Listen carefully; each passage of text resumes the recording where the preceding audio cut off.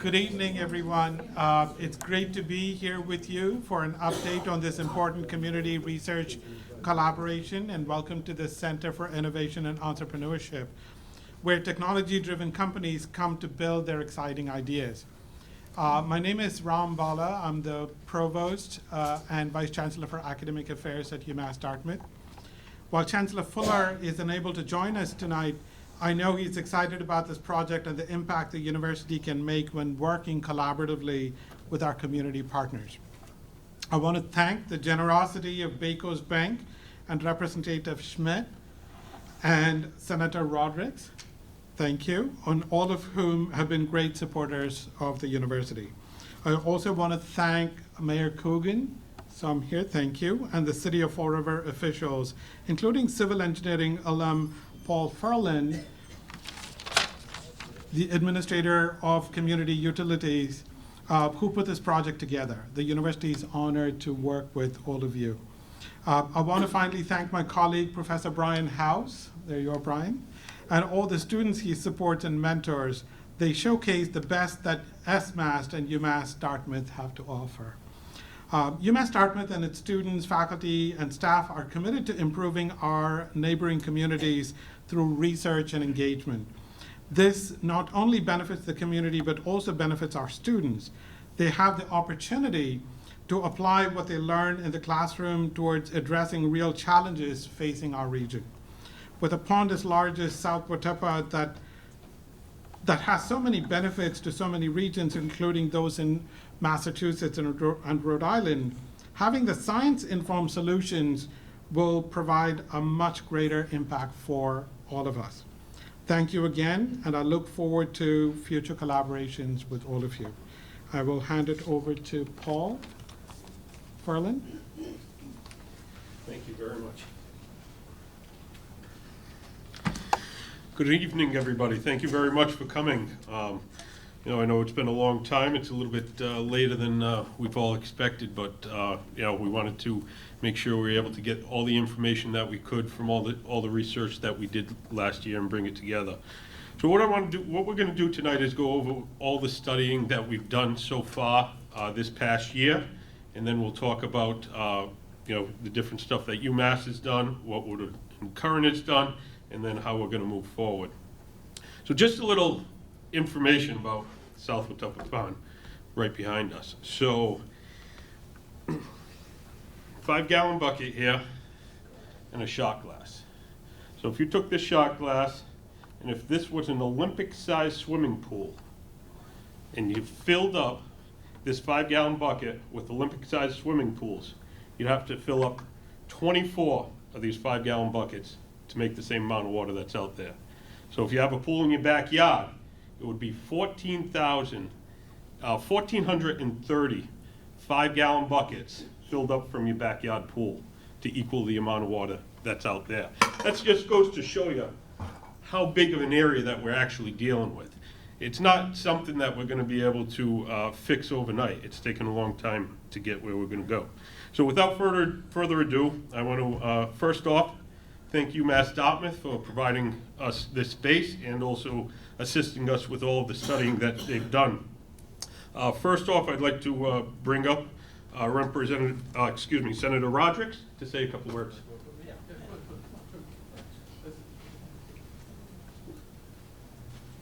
Good afternoon, everyone. We'll all come up together because we're going to be very, very brief because we really want to hear what they and the folks that have done this study have to say. But we're happy that we're at this point, and I'm happy to have joined Representative Schmidt a little over a year ago in securing some earmark grant funding in the state budget in order to support the work that was initially seed funded by Bay Coast Bank. And as many of you know, and I see so many friends in the audience, that I've lived my entire life on or around South Watuppa Pond. And I used to give water skiing lessons on the pond, God, 50 years ago.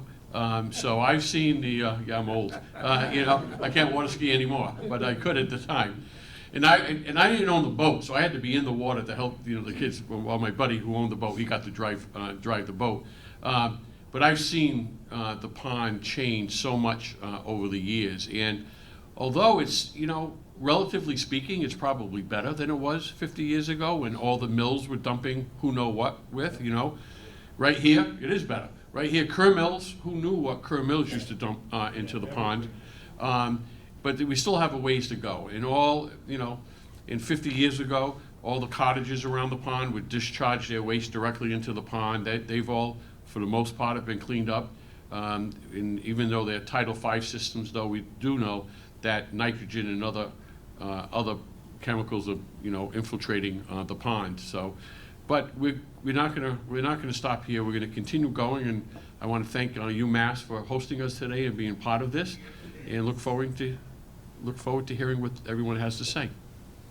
Thanks, Senator, and I just want to point out that Westport Selectman Steve Willett is in the audience, and Westport Town Administrator Jim Hartnett is here, and Bob Daler, who's on the Westport Planning Committee. And I just see a lot of people from Westport, from Fall River, and from Tiverton. That's the amazing thing about this project. It's actually 3 communities and 2 states coming together. That don't happen every day, but it is happening in this case. Bay Coast Bank threw in $100,000 to get us going. Senator and I got an earmark. Nobody likes earmarks except when they benefit our community. We got an earmark of $50,000 for Westport's contribution, and we got our friend Jay Edwards over in Tiverton, the state rep over there, to get Tiverton in on this. So that's what it's all about. It's all about people working together, and a great partner in all of this has been Mayor Coogan. I guess I'm supposed to say something. I will acknowledge also we have one of our city councils here, Linda Pereira. Oh, geez, I forgot her. Yeah, there you are. You distracted me. You distracted me. No, another great partner that's worked closely with us on all these projects. We all want a clean South Watuppa. I believe these are steps along the ladder to get there, and I'm sure UMass Dartmouth and all their people are going to be able to assist us along with these 2 partners of mine and government. They never say no. They always step up to help us, and I know going forward, this is going to be one heck of a great lake coming up down the road. It is now, but let's get it cleaner so everybody can use it. And thank you for coming out tonight. Really appreciate it.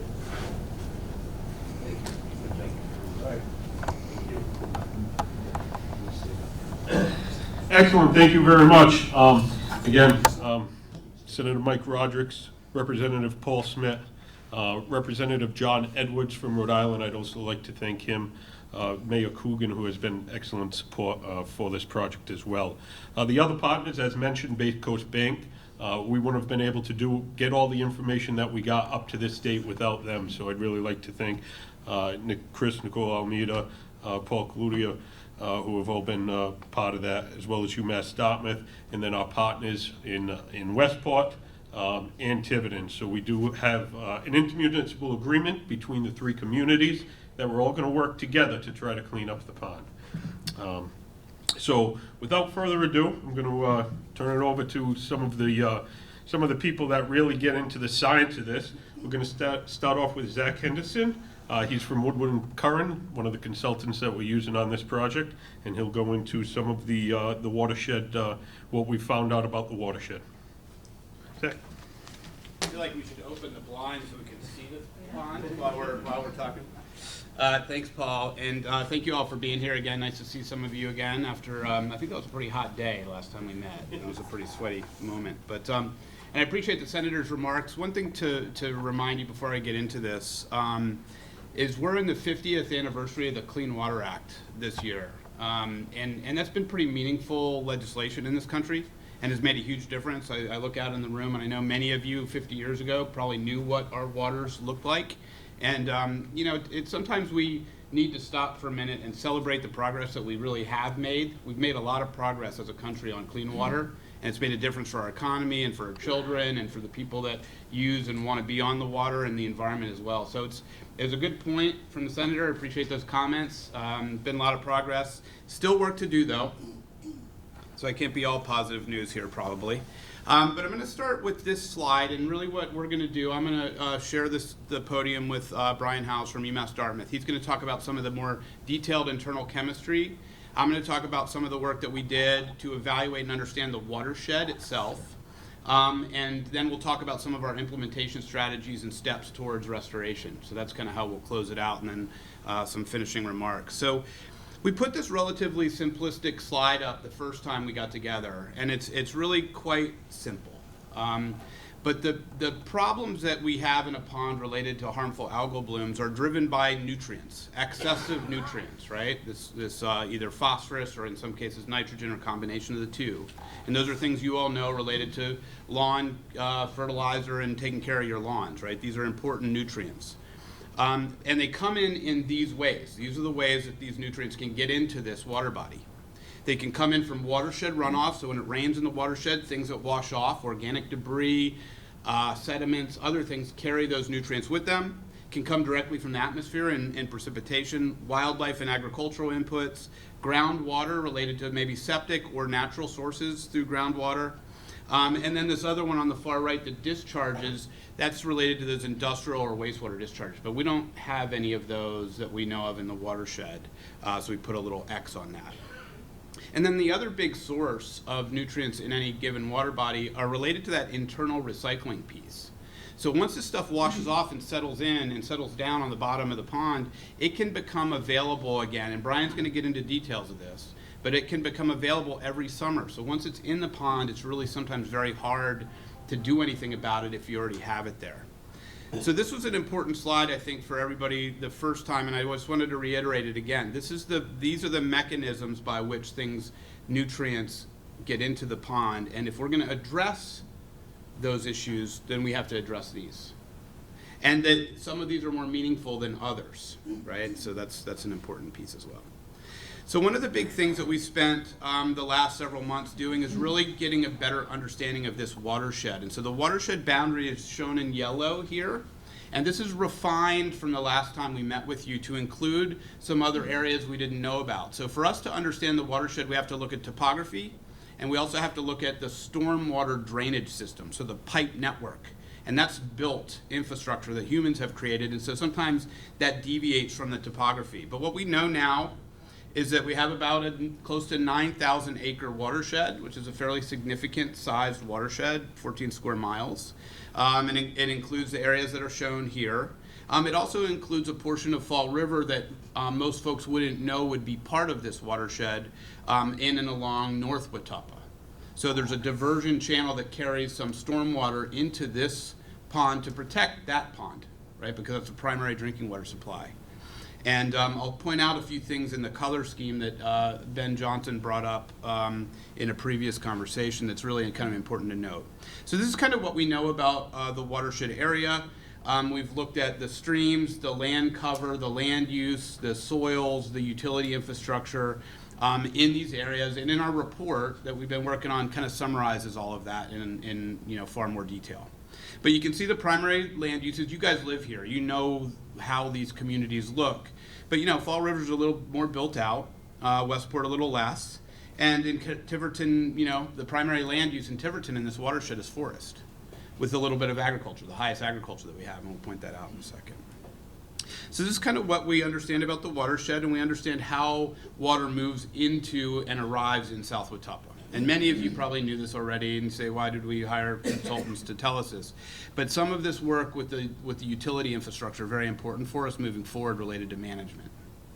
So here's some of the key findings, and again, pretty high level.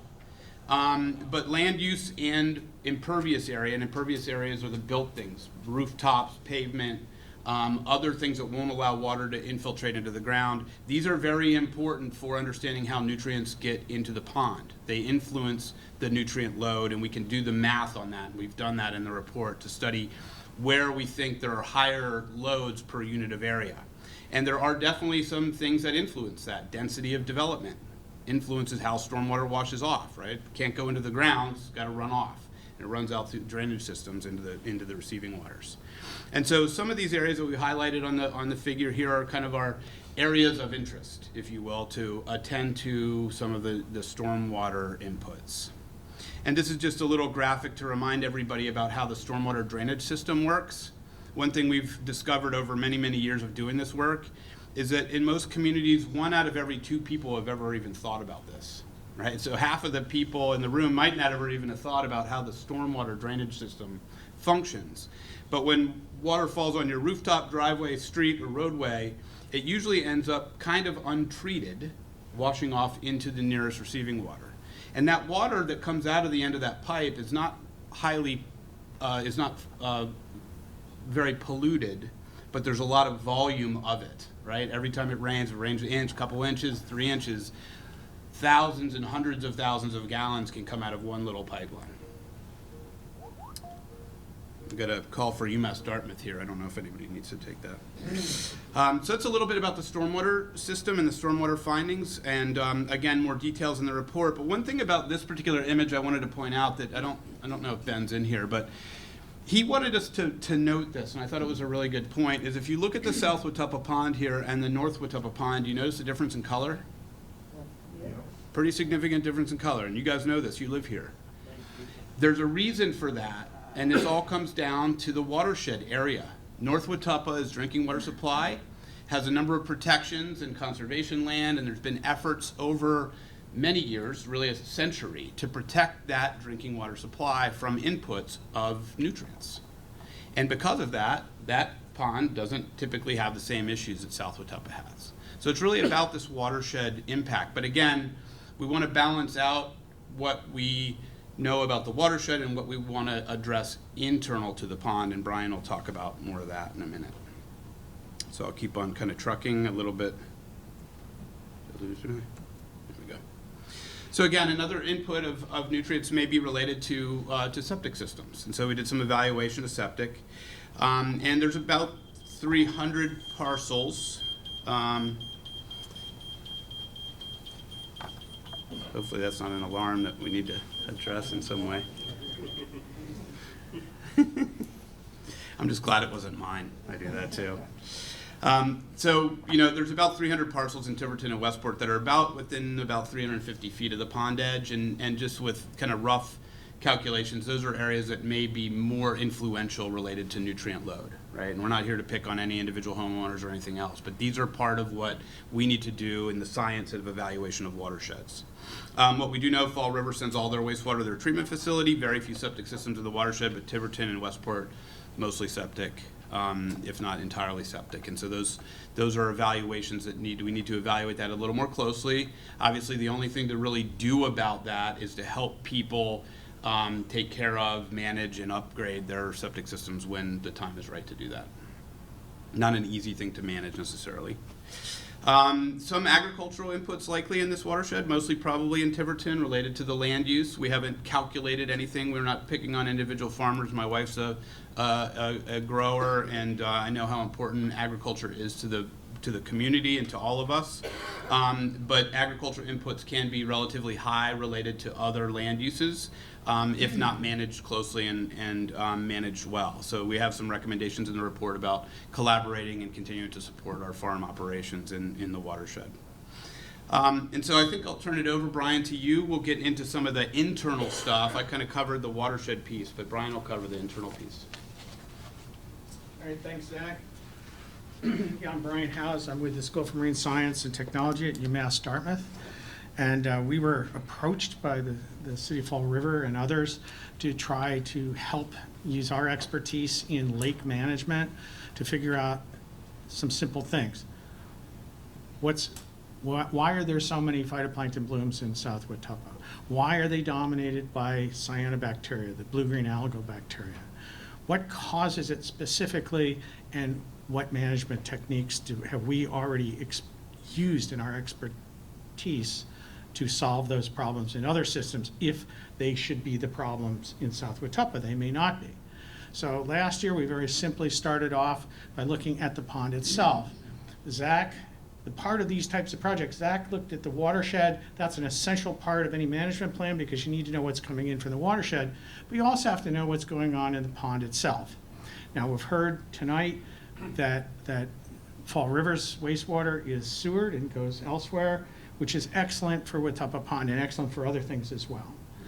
But also that industrial waste over time, historic wastes, as we have New Bedford, where I'm located, that has been shut down pretty much. The direct discharges are being shut down or have been shut down to the pond, and that's really excellent. Those pollutants, however, pretty much are not what's causing the algal blooms today necessarily. Those pollutants are historic pollutants. We sort of know what they are. They're sort of fading in time. What's happening now is looking like it's a nutrient pollutant problem. That will not fade with time. That will only get worse and worse and worse until you do something. It's taken many, many years to get to the point we're at now. It doesn't have to take many, many years to solve it. It takes a couple of years to figure out exactly what you have to do. So last year we started relatively simply. We looked at the pond water quality itself and the nutrient-related health. We looked at water clarity because, these blooms knock down the light, and phytoplankton and plants need light.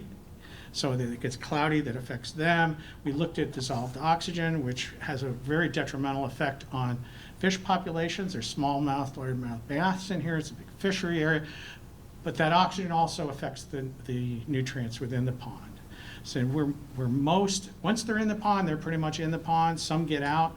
So our job is to figure out how active what's in the pond is, and is it as big or bigger than what comes in from the watershed each year?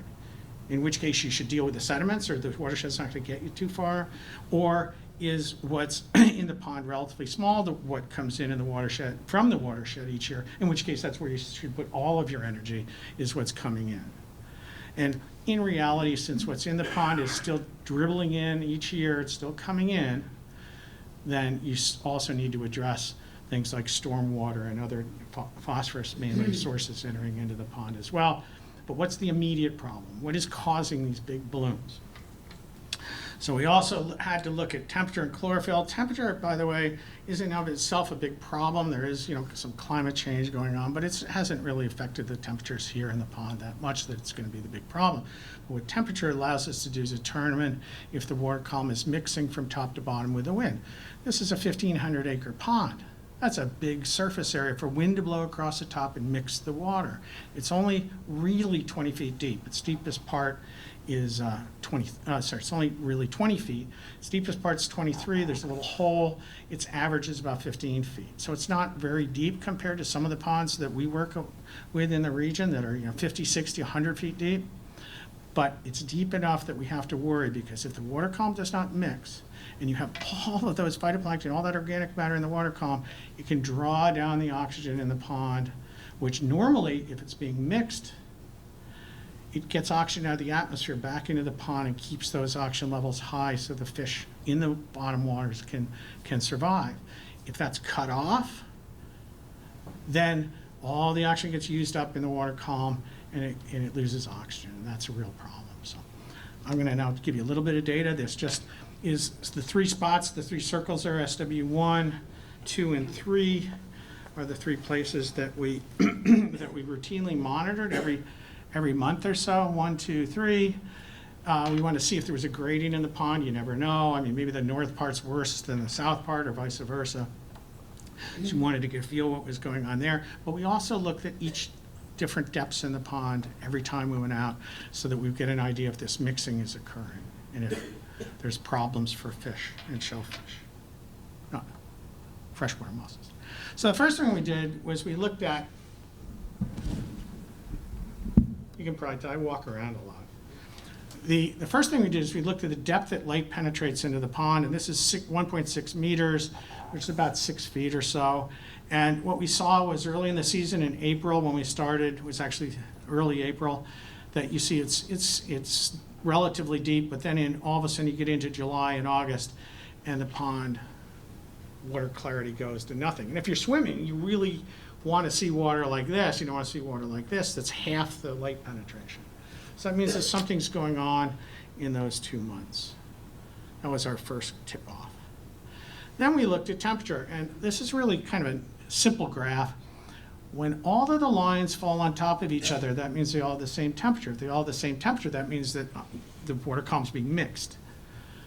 And then you go into the season in April and May and June, they're still mixed.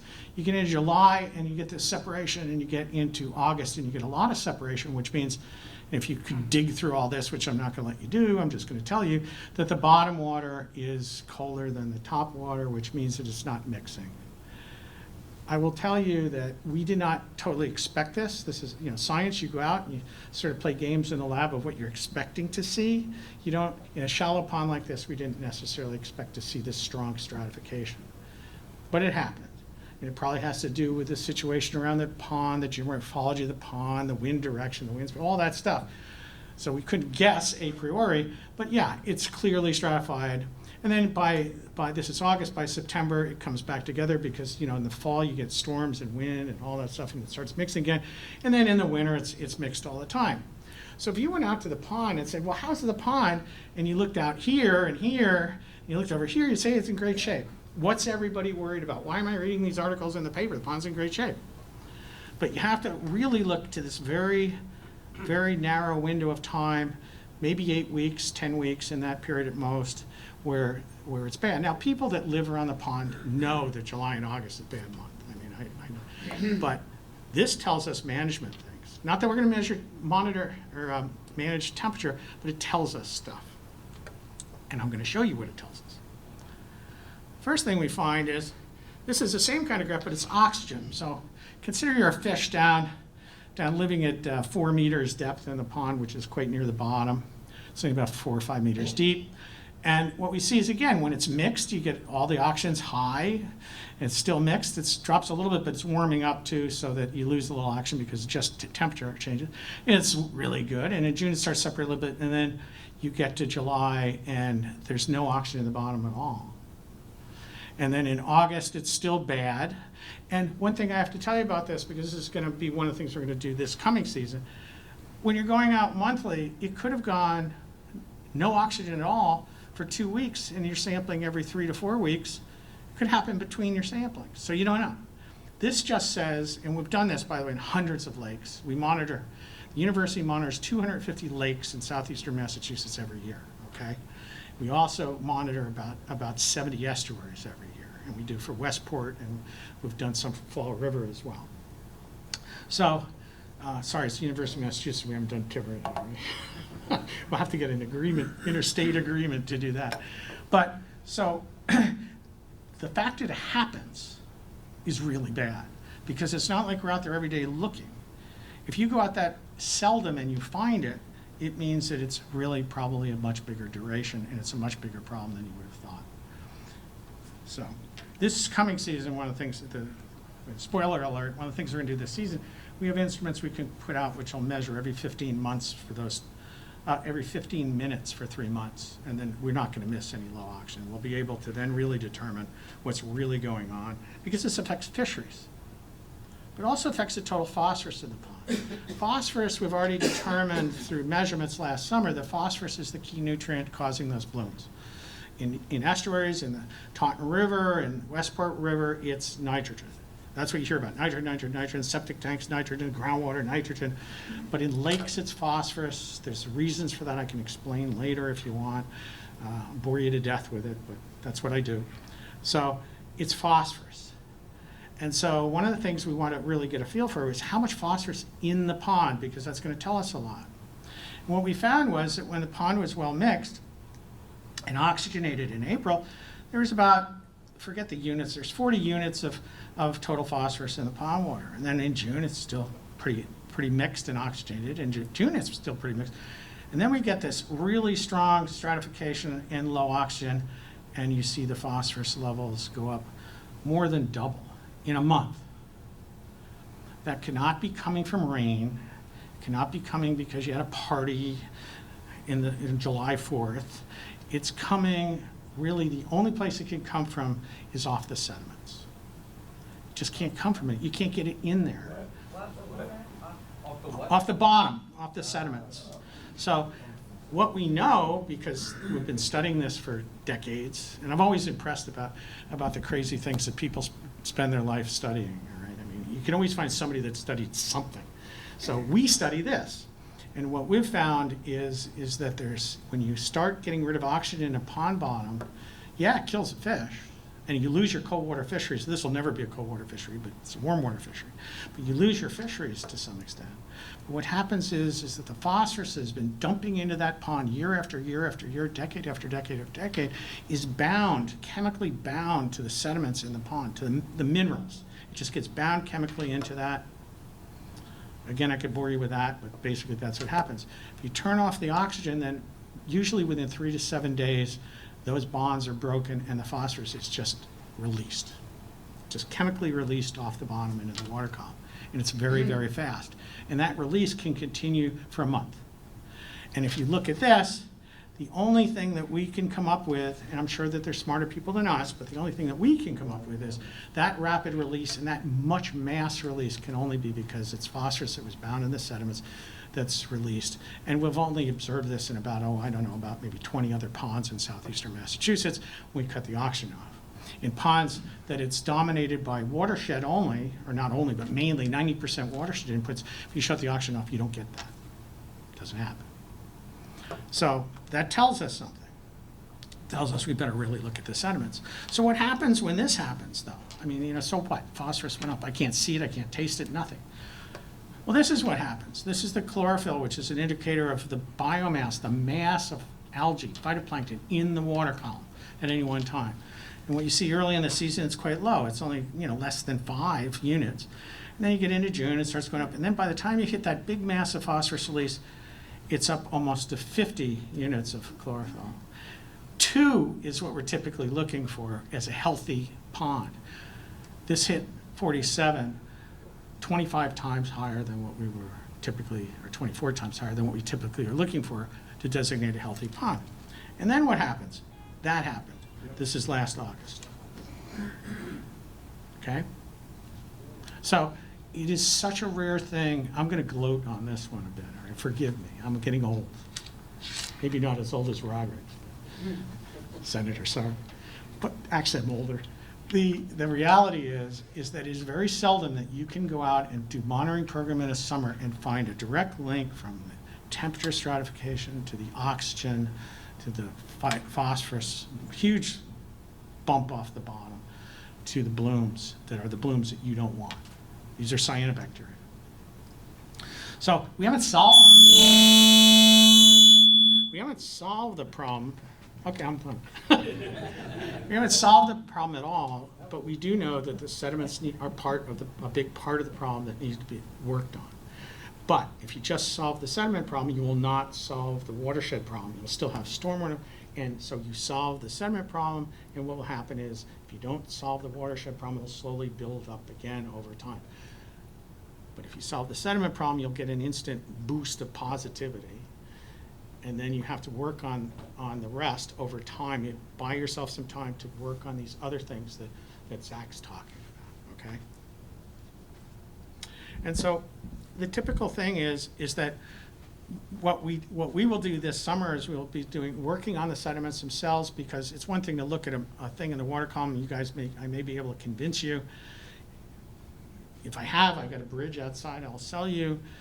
But we need to go in and quantify what that sediment release is. It's a relatively straightforward thing to do. It just takes work and science and instruments, all that stuff. But that's what we do at the university. It's not a problem. So we look to find out how much do we really see coming off the sediments directly. We will continue the water sampling, because in order to really come up with a management plan, you need to have at least 3 years of water sampling in your pond of what's going on, because from year to year things change. You know that. It's not huge blooms every year. So we need to go from year to year to year, get at least 3 years in before we can wrap that up.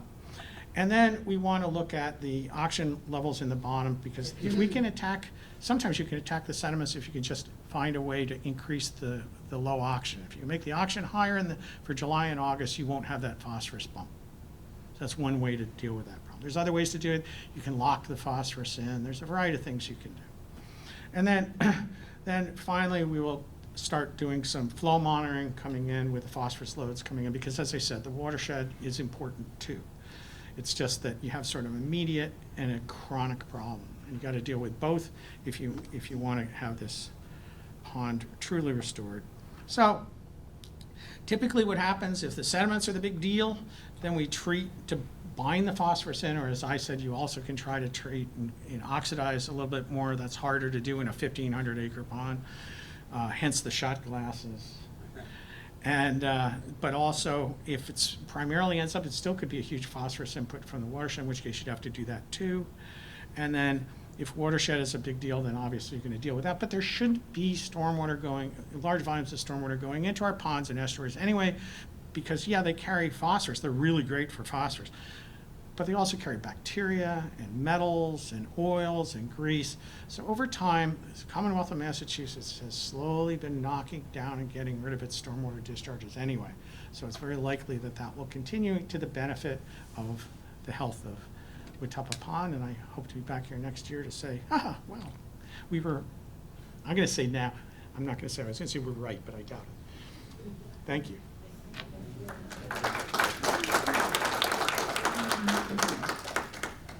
I don't remember getting a clap from last time I was up. No, those are, what's that? What?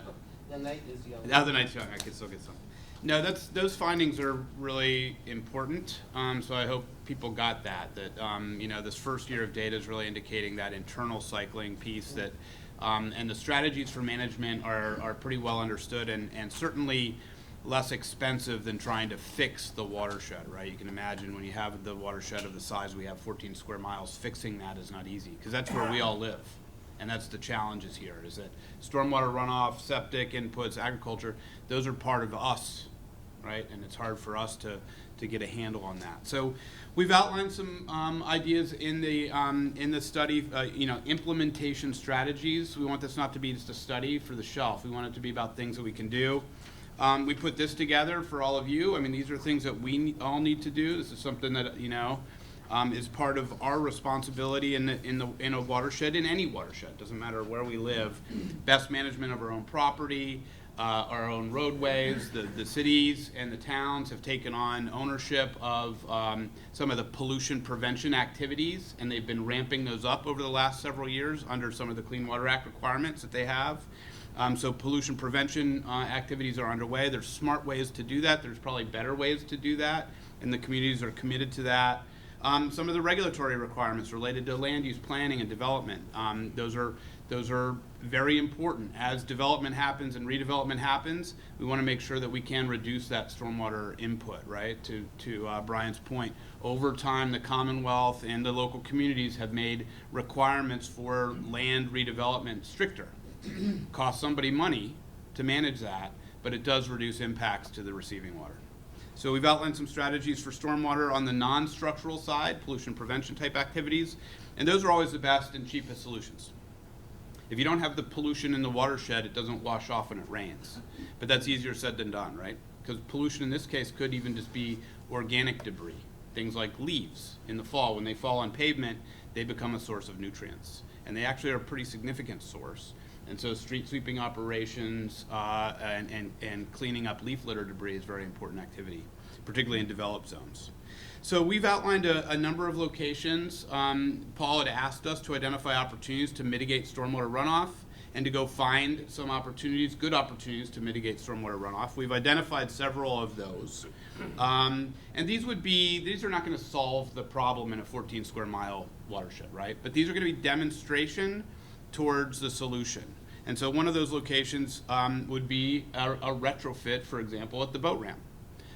Do some educational signage, people can see that, people can understand that what we're doing with our runoff at the boat ramp is going through some kind of filtration or infiltration system, similar to a septic system, to help reduce the impact of that piece of pavement, of those pavements on the pond. So we've identified several locations for opportunities, and these were kind of equal opportunity. We wanted to identify some in each of the communities. And again, it's not going to solve maybe all of the stormwater inputs, or maybe even a very small, it's a shot glass portion of this. We got some big areas that we probably need to solve. But there are some funding programs out there, and the teams, the city of Fall River has already started to explore some significant funding opportunities to address some of these. So we'll be able to get boots on the ground and start to actually make a difference for some of these. And this is one of the locations that we've outlined in the evaluation. This is right over here by the Atlantic Charter School. And there's a series of wetlands in that area that have been maybe undermanaged over the years, to say the least. There's also been some flood problems, and so one of the concepts that we've laid out here is to take a look at this area, look at its hydrology. It's right online on Sucker Brook. This is a very important tributary environment. And would there be an opportunity to kind of create some management opportunities here for stormwater, and also while doing that create some park amenities, some access, some educational opportunities for the nearby schools. So this is one of the design concepts, very much a concept at this point in time, but we will be exploring the opportunities to do some mitigation work and maybe some regional management here, and provide some opportunities for us to get at a bigger area for stormwater control. And then on the wastewater septic side, we still have a little bit of science to do here related to the septic nutrient input. So there's some math, we were just talking about it, that we need to do to really understand that. Again, we're hopeful that most of it's in the sediments already and we can address those, but it's important for us to continue good septic practices, good septic management programs, maybe some incentives. Westport has a nice incentive program, low interest loan program for people to fix up their septic systems. So continue that kind of thing, find opportunities and incentivize best management of septic. And then on the agricultural front, again, very important to our communities, and the idea here is just to advance cooperation and bring some other people to the table here related to the NRCS and related to the state conservation folks and other people that are already doing good work. My guess is that a lot of the agriculture already has been implementing BMPs. Representative Schmidt and I were talking about that before. Most farmers have something going on already, so this is the idea of to continue to use this plan as a way to help fund what they need to do or what they want to do. And then I think I'm going to turn it over to Paul to talk a little bit about the funding pursuits and where we're going to go find more money to help. All right, thank you very much, both Brian and Zach. Excellent information, and this is information that's needed within the watershed. Everything that we talked about, you heard both of them mention that, we need this data to actually figure out what's going on. So. A couple of the future funding opportunities that we're looking at, again, it was mentioned earlier, again, the earmark that was provided by Senator Roderick and Rep. Smith. That's going to start us off right here in the spring to be able to continue out the sampling that's needed for this year so that we won't have a gap. You need that continued sampling. You heard Brian speak about the 3 years that you need within the pond to be able to get permitting and different types of solutions in place. So that's something that was great, and it's going to get us jump start on this season to be able to keep all this moving. The other things that we're looking at is something called the Municipal Vulnerability Preparedness Grant Fund. So Fall River, other communities, I believe Westport, we are all certified through the Municipal Vulnerability Preparedness Program and certified as those communities, so we're eligible for action grants. I've met with on a pre-RFI meeting with the organization, explained the project to them. We're looking to prepare an application. That application is going to allow us this summer to get into a lot of the sediment sampling that Brian talked about, as well as some of those other hard infrastructure projects that were talked about. So looking at doing a infrastructure project on Cherry Lane, which is drainage that comes in from Tiverton, a infrastructure project in Westport, probably the Tickle Road area, one of their drainage areas that come down, as well as the boat ramp in Fall River.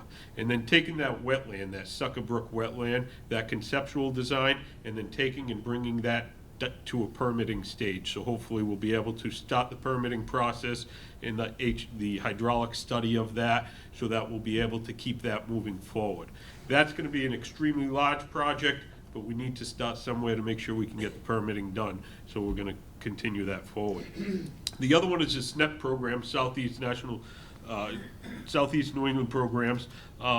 What this is a lot of grants that are put into different types of watersheds.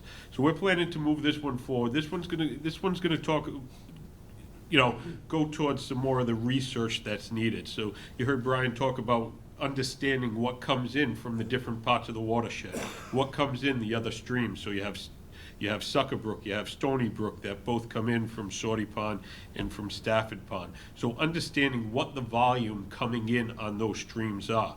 We were very lucky that we were able to find some older research about the discharge from South Watuppa Pond. So with those different types of inputs and discharge, that will give us a resilience time of how long the water stays within the pond, how much is potentially flushed out, or how much has time of that nutrients and phosphorus, how much time it has to be able to settle out and bind up with those sediments. So that's just two of the grant programs that we're looking at. There was other ones that have been mentioned, 604 program, the 319, but we're looking at all available options for different types of funding. Bay Coast Bank originally started us off this past year. They've also committed to assist us with other funding moving forward. There are other opportunities that we'll be looking at, whether it be ARPA or the bill, the bipartisan infrastructure law, which also talked about watersheds and ecological benefit programs that'll be coming out within the next couple of years. So right now, we're in a really good place, I believe, to be able to reach out to some of these funding agencies, get them excited about this project to be able to get funding moving forward. So one thing that was mentioned is about the whole entire watershed, the inputs from the watershed. I would imagine each one of you most likely live within the watershed, that's why you're here. Probably on the pond or very close to the pond. It's going to take everybody on the pond to help to make the difference.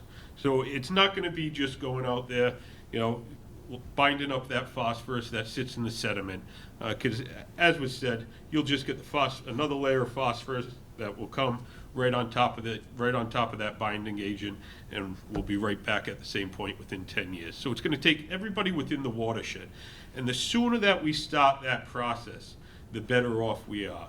So everybody needs to play their part. A couple of things that can be done is limit fertilizer use. That's one thing, everybody loves having the nice green lawns, but there's different types of natural fertilizers that can be used. Again, there's a cost to everything. Everybody wants to clean a pond. A natural fertilizer may be a tad bit more than a chemical fertilizer, but to be able to help the watershed, it's worth it. Excessive lawn watering. So you put that fertilizer on, you cut your grass, you water your lawn every single day, that runoff will eventually come down into the pond, and it affects some of the groundwater, subsurface groundwater, doesn't allow it to sit in the ground long enough to be able to get that phosphorus out. Sediment control during construction projects, so to make sure that runoff, if you're doing something, make sure you follow local conservation guidelines. Phosphorus-free detergents, so anybody with a septic system. This kind of goes towards those people. So there's two different types of laundry detergent, whether it be laundry detergents, dish soap, or anything like that. Laundry detergents are largely based off of phosphorus for some of the cleaning agents. To get a phosphorus-free laundry detergent is something that should be done. Leaf litter, as Zach mentioned, earlier, and grass clippings. Leaf litter leaves that go into the street, they get ground up into little bits, they go into the stormwater, down into the catch basin, run right off into the pond. So that's a natural, pretty much phosphorus little pill that's running right down into the pond to be able to bind up in the sediment. So proper disposal of all the leaf litter around your yard. Grass clippings, love to mulch them to let it go back in, but that's actually a negative for the pond. That will actually eventually run off, and when that organic breaks down, if your grass doesn't use up all the nutrients that are provided from that breaking down, the rest of it will run off right into the pond. So picking up your grass clippings, picking up your leaves, disposing of them through the town or the cities are the best way to go. Pick up after your pets. Every little bit helps. We've all mentioned the shot glass that we talked about in the very beginning. Think of 1,400 5-gallon buckets here. Every little shot glass that we can take out of those buckets of an input going into that pond will help. You may think that it doesn't, but even just walking your dog, picking up its waste is a good help. We have some bag dispensers over there. Feel free to help yourself. Septic system maintenance. That's something that everybody should do. You know, constant pumpings. Make sure that you don't have any outbreak or leaching of the septic system coming up to the ground. Make sure that your leaching field is working properly. The washing your car, another one, phosphorus-free soap, or even just use a commercial. You know, go to one of the commercial places to wash your car. That's one thing that would help. Everybody washes in their driveway, it runs down with that phosphorus-based soap. Again, one more shot glass out of that bucket. So, again, just a couple of closing remarks. We talked today about some structural BMPs, best management practices, that are going to need to be done in the watershed. And then we talked about some non-structural that can be done by everybody here as well as anybody else within the watershed.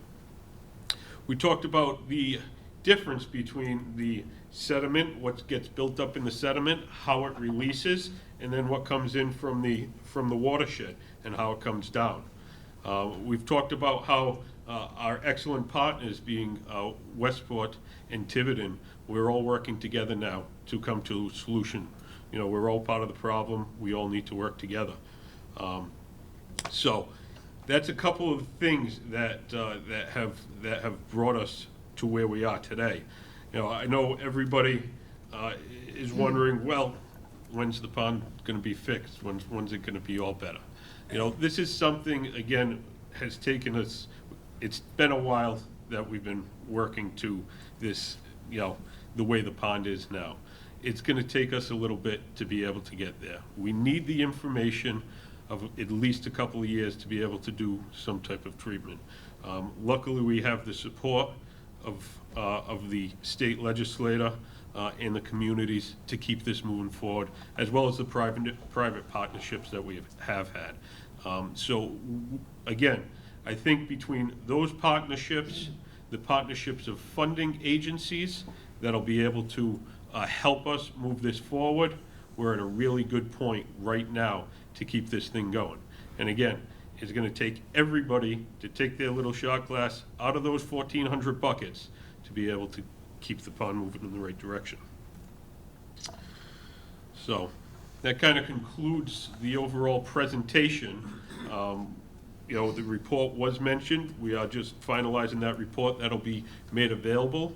We're working to set up a website right now. From one of our previous projects, we have what's called the Watuppa Reserve.org. It's a website that was set up for the bioreserve and the other side of the North Watuppa. We're using that right now to put information on about this project, and we'll continue to post stuff there. So at this point, again, I would like to thank all of our partners, the state delegation, the private partners, and everybody else, and again, all the partners, you all that are here supporting this project. So, open it up to any questions. Thank you. Will the presentation be available somewhere? Yeah. So the Watuppa Reserve website will try to get the presentation up there within the next couple of days. Everybody, I don't know if you're on the email list for this project or not. We do have a large group email that we send information out. Just make sure that you sign up out on the table out front. Make sure you print legibly so we can get your email address and stuff like that. But we do send out updates, and I'll send a link to that page as well. Thank you. Back. I have a question. Everything that you showed as suggestions and things that everyone could do individually to try to clean up, is there going to be a mailing that would go around to all the homes around the pond? Because I'm sure that many people that are here live near the pond, but how about the people that aren't here? And what is the oversight going to be to making sure that people understand, if they weren't here, why we're requesting that certain things, you know, like fertilizer, be a different grade, et cetera. How do we get that message out to people? That's number one, if we could do a mailing or something like that. Yep. And the other question, what exactly did they do at Stafford Pond that they put a solution in that brought everything down?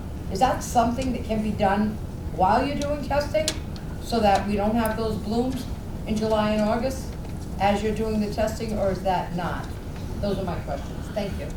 No, thank you very much. So yeah, definitely, that's one thing that we've been talking about, is putting together a pamphlet, getting that out to everybody within the communities, so that everybody has the information, and we'll work to get something together to get that information out. Brian, I don't know if you want to talk a little bit about Stafford Pond and what was done in their pond. Yeah, there was an inactivation in Stafford Pond, but it is even though it's a big pond, it's a significantly smaller pond.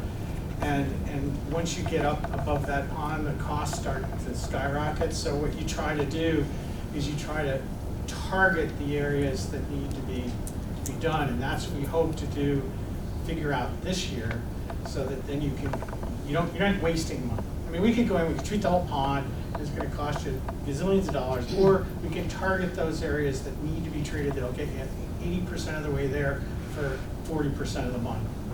And so that's what we're doing now. So if we said, okay, we can add it, sure, where and how much? I think it was 200,000 that they paid. That's the money. I thought that's But the- it's where in the pond in Watuppa would we add it? I don't know. And how much, well, that's what we're trying to That- figure out this that's- summer. There that's you what- that's go. You what can be on our we team. I would think, like, can't you oxygenate the water? I mean, are we all supposed to go and swim and kick it up and get more oxygen in there? Then we have an oxygen party in July and August. Maybe nitrous oxide too. but Thank you. In any case, all this is really, once you have the facts, anybody should be able to figure it out. This is not, we don't hide behind science. This is common sense. I'm trying to present you with the information. Your question is perfect. Your answer is also perfect. And that's what we're trying to figure out. Yeah. Thank you. When I was a kid, I remember all the local boats and part of the Watuppa Yacht Club in those days, we would drag bags, burlap bags full of copper sulfate back and forth, on a certain Sunday in the summer, and that kind of got rid of all the problem for a while. Was that a bad It's thing? super Yeah. toxic That's to all bad. invertebrates and to plants. It's still used for algae control in some places, Yeah. not in Massachusetts. Because it actually, there's algae there, you add it, it'll turn the pond black.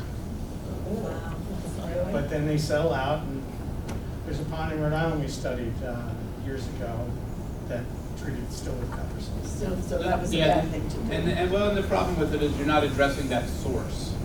So if we can find the phosphorus on the bottom and target it, that's gonna help address the source, as opposed to just treating the chlorophyll and the algae bloom. So you can treat every year, but it's gonna come back. I think, it's gonna come back. And in fact, they had to treat every year. Yeah. So 2 questions. So what we have now, is that different from the algae we had 50 years ago? We used to water skin the pea soup and wash our hair and everything. Is that different from what we're seeing now?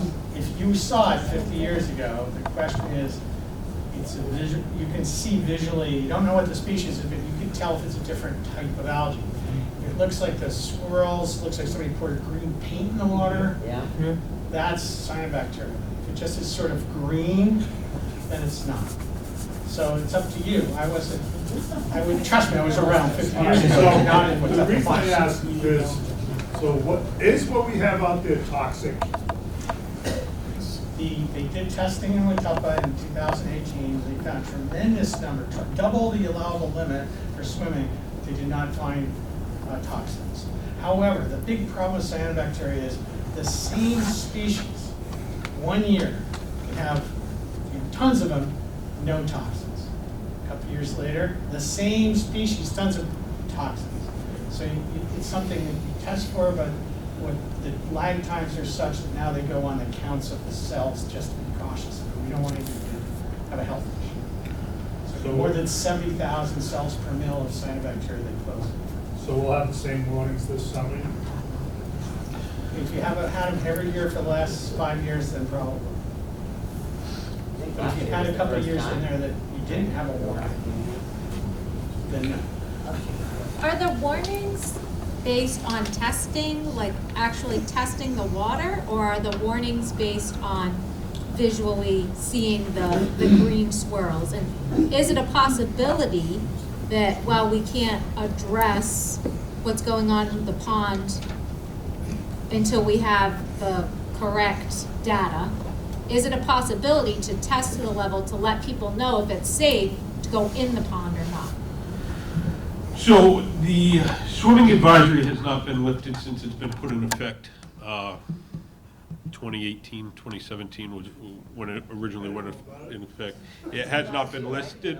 It's always been posted at the public place of access, which is the boat ramp, Dave's Beach boat ramp. It's been posted straight through. So that advisory has not been lifted. That's posted by the Board of Health within the city of Fall River, as well as it was also sent to the surrounding community Board of Healths as well. So the Board of Health has not felt that they've gotten enough data to show that that can be lifted. So again, that will stay in place currently until there is a change within the watershed, within the pond. For the testing of that, and it's tough. We all need to live within our means. To take the money that we have, it's tough enough. We're lucky enough that the senator and the rep have been able to provide us with this earmark. There's one or two things we can either take and we can spend that to see whether we have toxins in the pond all summer long, which just tells us that summer whether we have toxins or not.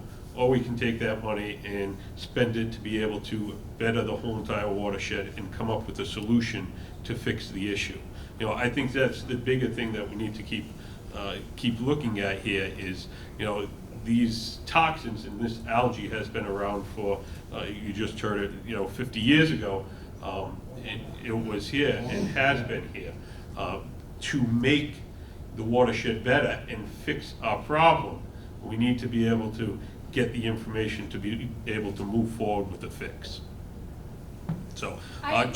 just I one. just thought that there was testing available through the state. Is there not like a different testing program that could be utilized? Yeah, so the State Department of Health does do testing, but they only do it if there is a issue with the pond, a known issue with the pond upon certain requests. They don't do it statewide because all the ponds a lot of ponds within the state have an issue like this. The severity of it depends on from pond to pond. They don't. The State Department of Health does not provide testing to all the ponds. They did provide testing when the initial posting was put in place. The recommendation for the posting came from the State Department of Health. That's why the Board of Health posted that. And they have done some testing since then, but it's not continuous monitoring of the pond. And I think one thing that was mentioned earlier in the study, you can go out there, they could take a sample today, and then tomorrow, the cyanobacteria could release its toxins, and that's, maybe they're not taking a sample for another week or two. So, it's a lot about the timing there as well. And to be able to get it where we're doing samples every day, or a couple times a week, all that starts adding up in cost. So just one thing that I do want to mention. One more question, Paul? I got a real quick one. All this data, where do the geese figure into all this? Because of all the runoff, every one of us that sit on that pond, when geese come up on our lawns, which great animals, you're talking about waste. I mean, they don't just put a few droppings. They basically take over the pond. Yeah. So where's that in the data as far as the runoff? Yeah, we made a recommendation, and we didn't do bird counts this year, but there are programs that do bird counts, and it may be something the community can engage in. One of the recommendations is related to trying to get a handle on that, try to get a better understanding of the numbers of birds, and then we can do math on it. You'd be surprised, but so they can do math on that and figure out the loading. Given the size of the watershed, I mean, they make a mess locally, but I would think that they're probably not a massive source of nuisance for this particular, but they're untidy, and there are management things that can be done for them. They love lawn. Another question in the back? I have a few questions. First, looking at the nutrient inflows, has there been any considerations or analyses done on the amount of agriculture specifically? My understanding is that every cow is 14 gallons per day per cow of effluent. Have we started considering how we can help our farming community by putting in something like a living machine or any of these other best management practices that are being used successfully all over the world? Can we start focusing on actually solving the problems and addressing that rather than studying them ad nauseum? I mean, it seems pretty basic.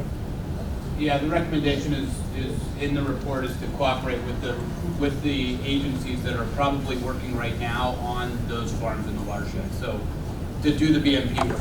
We don't want to study it. We don't want to spend time and money studying. It's about finding the funding to help with implementation. And the state has some pretty good programs that are helping farmers out on this, so that's covered. Thank you. Also, quick question, have we also considered looking at other mitigation techniques? We've had great success using floating treatment wetlands in Duval Pond. You only have to get the phosphorus level down a little bit, and then cyanobacteria can't grow. And so to the extent you can soak up some of the nutrients that are dissolved in the water column, you can bring that overall content down.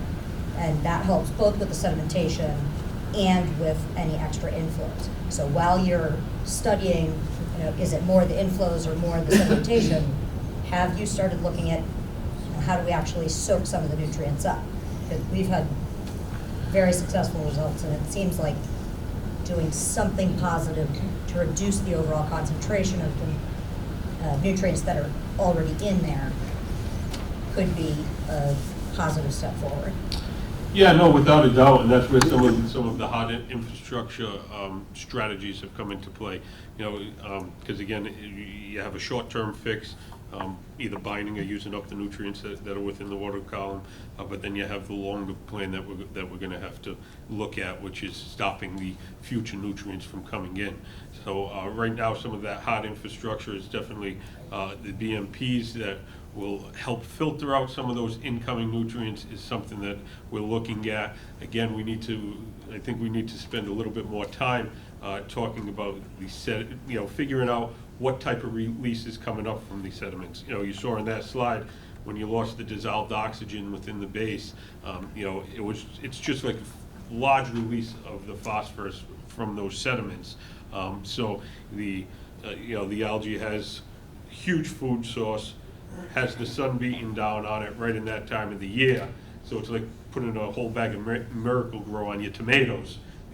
Right then they just shoot right up. So again, I definitely know that using up the nutrients and the phosphorus within that, I think there are multiple different type of solutions out there, and we're going to be looking at every single option available without a doubt. Another question, Paul. This is, first of all, pointed at the professor. You put some numbers up there, 87 micrograms per liter. Could you explain what that represents, 87 micrograms per liter? Yeah, so we understand what that volume is? Yeah, it's just an accounting method. But again, Gives milligrams per liter is one black ping pong ball in a room of 1 million white ping pong balls, correct? 87 black ping pong balls. One milligram per liter. It's a small amount. Equals, It's a small amount. but again, the you point put is numbers up there, I want people to understand what that volume is for what. valid, totally good, and I'm happy you asked, okay? And I'm not just smoking. Oh, I understand. The reality is that that's why I put up the 2 milligrams per liter, and I also didn't talk about milligrams per liter because people go, Well, that's not milligrams per liter, it's micrograms. okay, micrograms per liter, it is. But the point is I put up 2 in 87. And the point is that from all of these, and I also mentioned that we survey 200, 250 lakes every summer, and I've done that for over 20 years now in the region. We know the lakes that are down at 2 are in really pretty good shape. Like anybody in this room would look at that pond and say, yeah, that's in good shape. And ponds that are 87 look like that photo of the green stuff on the surface. So what we do is we take the numbers, the units don't matter, the numbers really don't matter, it's just that we need to tell you what good is and what not so good is and what bad is, and that's what we try to do. But we have to, as scientists, we have to put a number on it because we have to quantify. We can't just say, well, you know, it's green. Because your idea of green and my idea of green might be two different things. Probably not his. So we have to come up with numbers, and the numbers that we have are used region-wide now for a lot of stuff. If for phosphorus, if it's over 10 of these units, the pond is impaired typically. If it's over 20, it's really getting bad. When you're up at 80, it's in very bad shape. And we do the same thing for estuaries. You do the same thing for drinking water with different compounds in drinking water. So, well, if it's down at this number, it's good. We can drink it, right? So, is that good enough for now, or? That's fine. My other point is, as a resident right on the water, I don't use fertilizer. I pump water out of the pond. As you're saying, it's great. It's full of nutrients. My garden and my grass is very green.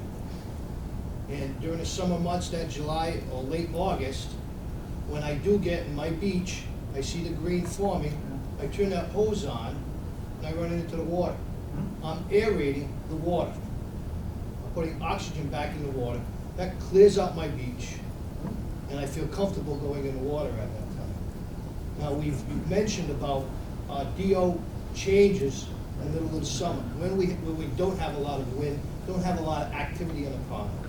There are systems where they have solar pumps, sprinklers. I mean, we see them in golf courses for those small ponds. Granted, it's a small pond, but that is a solution to put more oxygen back into the aquifer to help stop that algae. We have, you know, as I mentioned earlier, we've done many, many pond restorations. And so we have a suite, a laundry list, a menu of in-pond solutions versus watershed solutions versus innovative solutions universities developing to intercept things along the way. And we've implemented those in various places. So you can count that when we're going through the internal cycling thing that we'll go through, it's not just aeration, it's 20 different types of aeration and what the rules would be for each one. And also for the binding, say alum, it's phosphox, it's iron, it's calcium. All these things you can add, and they all have it. They have proper sites that they work and sites that they don't. And so we go through that whole suite, but we're not there yet. And we have the tools, they're all listed out there in the box, there they are, but we don't know what the nut looks like, the bolt we have to use. Paul, I see it's 6:45. People have been pretty good. You're available after the meeting. Zach's available, Brian's available if anybody has any further questions. When can we expect the next update? That's a good question. So we're gonna be moving forward with with our stuff this year. We'll probably be looking to get something out late summer, get everybody together, kind of talk to you about the different stuff that we did this year and what we're gonna be looking at this winter and how we'll be moving forward from there. Maybe September after kids back in school and summer's over or something? Yep. One last question. You kept mentioning Sucker Brook. Yes. So I've lived on this pond for 50 years. Where exactly is Sucker Brook? Is that on the northwest side of this lake? So Sucker Brook comes in right down next to Jefferson Street, right next to the Davis Beach boat ramp. That's Sucker Brook, so that's from the feed from Stafford Pond that comes down. Right at the end of Jefferson Street, there was a big pond there years ago. That's completely dried up now. That was where Sucker Brook dumped into, correct? It may have been, yeah. So there's a bleachery back there? Yeah, so there's That still. Bleachery Pond, that is dried up right now. Yep. Now, where does the water come from to fill that pond? So Bleachery Pond is up behind the old mills. It's part of that whole entire wetland area that we talked about to do that wetland restoration. So that whole entire area, again, has built up over the years with sediment and other things that don't help the water quality that comes down through there. So that wetland restoration that was talked about earlier is that's one of the areas that we'd like to do that wetland restoration. Where is that fed from? So that all comes from Stafford Pond, Sucker Brook. So you're saying those swamps you see over there off of Brighton Ave are feeding into Watuppa? No, off of Brayton Ave, that's actually the Quikasham River that flows out. Right. So Sucker Brook comes in, it comes in from Stafford Pond, crosses Eagleville Road, behind the new casino, and then comes in from that area. So again, we'll be available afterwards if you have any specific questions or anything like that. We're gonna try to keep going with some updates. Again, we're gonna get the website going, and we're gonna try to work to keep information coming out. You know, just know that, you know, you may not see them out there sampling, but these guys are out there sampling.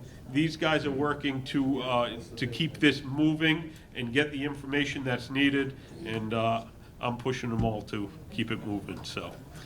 Thank you very much, guys.